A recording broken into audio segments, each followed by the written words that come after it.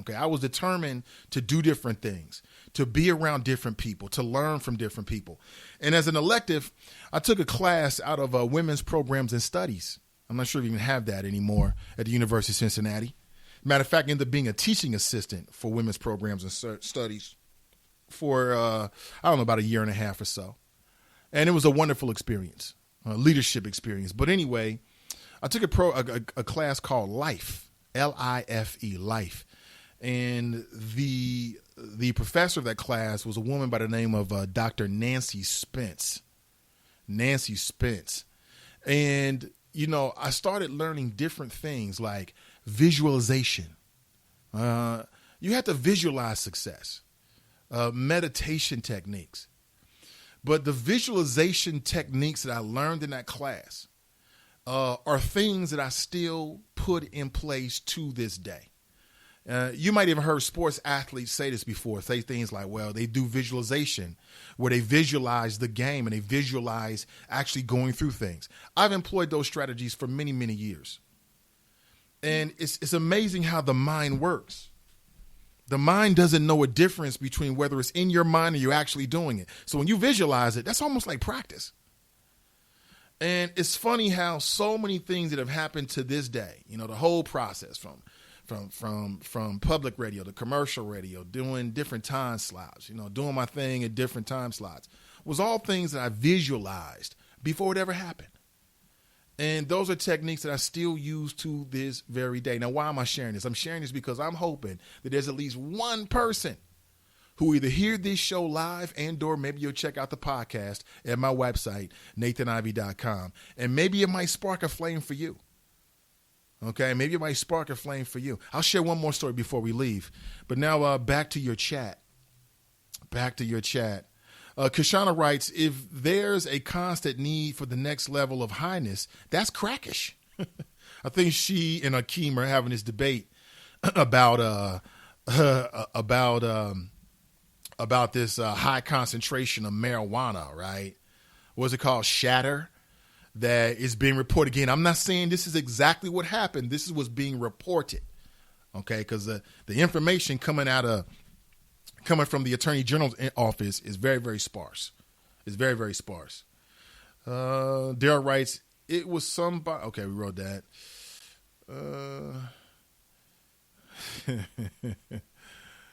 Oh my gosh. Keena writes, they're talking to Edward.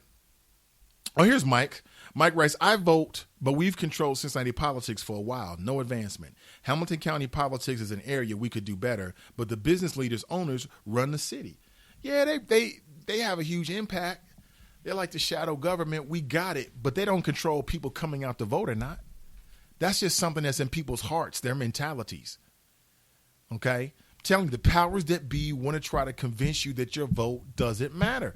Why were there so many efforts and restrictions put upon black people? You can say primarily in the South, but it happened everywhere, to try to prevent people from voting. Why is it that the modern day Republican Party has invested more into these newfangled ways of trying to prevent people from voting, but you got to have certain IDs, than they do coming up with policies that might attract those individuals' votes? Because at the end of the day, if they feel like you're not going to vote for you or vote for them or their politicians or their ideas, they'd rather you stay home.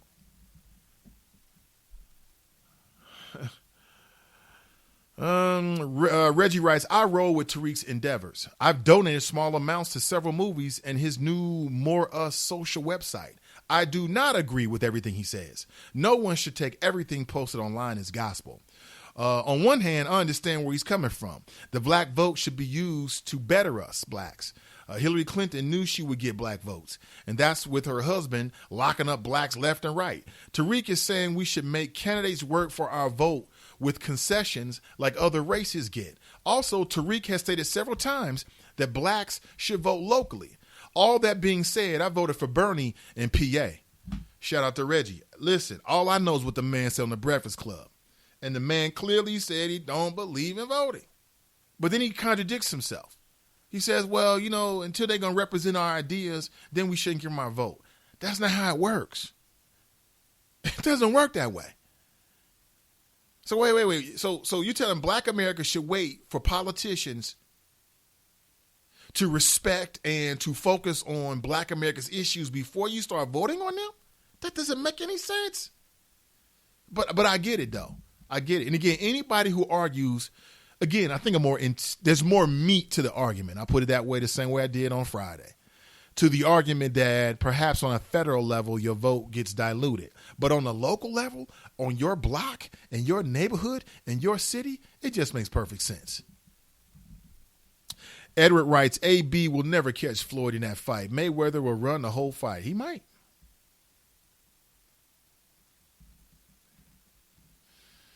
Brent writes, he sent me a longer video. So what's his overall point, Brent? Speaking of Nick Cannon, is he saying pro-vote or is he anti-vote? You tell me. If you're just tuning in, good morning. Currently 8:21 a.m. in the Queen City. My name is Nathan Ivey. This is the Nathan Ivey Show. Thank you for listening. This is your morning destination for interesting conversation. Today is Monday, May 2nd, 2016, and we're chatting it up. Larry Wilmore has been nominated for Gilligan of the Week already. It's just a Monday by Tracy. And I can't say she's completely wrong about that. I mean, that whole Barry, yo, Barry, you did it, my N-word. I get you. I mean, if that's how Larry refers to his friends and he talks like that on a regular basis, okay, I'll give you more latitude. If this was his attempt at being funny as like one black guy to another black guy, it missed the mark to me. It missed the mark totally. Completely inappropriate. Because I think you're talking about the president. And before you say, well, Nate, aren't you pro N-word? I mean, hey, I think if you want to use the N-word, go right ahead. You're not keeping racism alive by using the N-word. But I think there's a lot of street language that you shouldn't take back into the workplace. There's certain spaces where it's just not appropriate. And perhaps the office of the president is one of them. Has Larry Wilmore unwittingly empowered the racists now to openly refer to Barack Obama as the N-word? And I ain't talking about N-I-G-G-A. I'm talking about E-R. Rhonda writes, there was a time when black people didn't vote, and during that time we were called slaves. There was a reason why they didn't want us to vote, and they're trying to keep us from voting. So it must make some type of a difference. She's right. It makes a big difference. Check it. Check out the logic. If your vote didn't matter, then why are these Republicans running around for so many years, talking about voter ID laws? If your votes didn't matter, then why were there so many efforts in trying to stop your great-great-grandmother and father from voting? Why was there so many efforts to make it more difficult? Literacy tests. Why? Because they didn't want black people to impact the political system for their betterment. Some people believe there's a quid so pro culture out there where, like, if one minority group gets some gains, that means it's automatically taken from another group. I don't believe that. Okay? I think we're only as strong as our weakest link. Cincinnati will never be where it needs to be until we deal with some of the areas, some of our neighborhoods, some of our families that are so-called at risk. And straight up.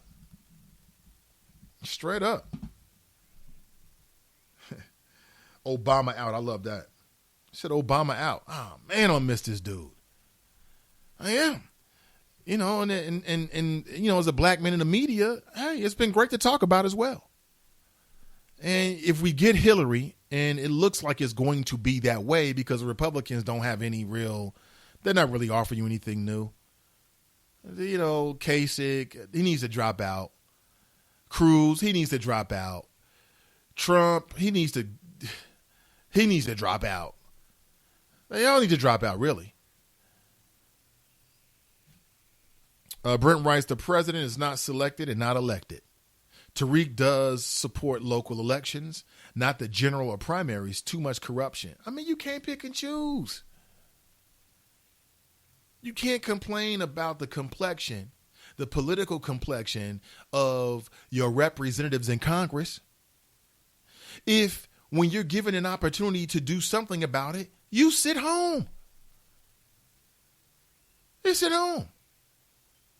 What if there's a smart, fresh face, okay, that's running for Congress? You're not supposed to give that person your dollars or your vote because what? Tariq Nash said so? Come on, folks. Omar writes, Trump. Keenan writes, I'm going to miss my president also. Yeah, a lot of folks are.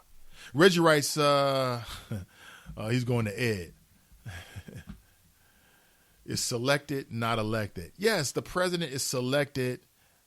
You're right about that. He's selected by the powers that be, the big money players. We know that it costs a lot of money to become the president. And then from that very narrow field, the people get a chance to vote. Okay? I'm not here to sing the praises of the political system. I'm not here to do that per se. I'm here to tell you that the closer you get, the more local your election is. It's hard to argue that your vote does not have some impact. And what I don't understand is, why would I go spend hours upon hours watching Hidden Color and then come home and do what? What am I supposed to do with this? Start a bank account? Put some money in a shoebox and wait for Black Wall Street to start, and then invest in Black Wall Street? I mean, what's the use of having knowledge if you're going to put any action behind it? That's what I don't understand. But you tell me. You tell me. Maybe I'm crazy. Daryl writes, let's add Jeff Ruby to that list of Gilligan of the Week nominations. His chest was immediately deflated after pumping it up, trying to be tough, and so-called put some money up as a snitching reward, and then rescinded it when approached by some real G's. LOL. That's exactly what happened. Yeah, I'm Jeff Ruby. We're going to find justice. Mexican Mafia. Can I get that check back, please? Don't cash that check. I changed my mind. I think I'll hold on to this.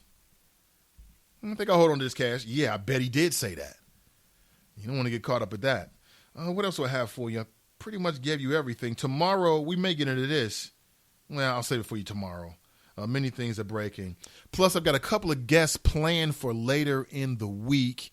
Stick around for that. If we're friends on Facebook, you'll find out first. And I'll give you an update. Some really good information out there. I want to make sure we get a chance to share with you. Absolutely. What else do we have this morning? If you missed it, here is the president. If you're just tuning in, here's some of the highlights of the president at the White House Correspondents' Dinner. Check it out. Final appearance at this unique event. And I am excited.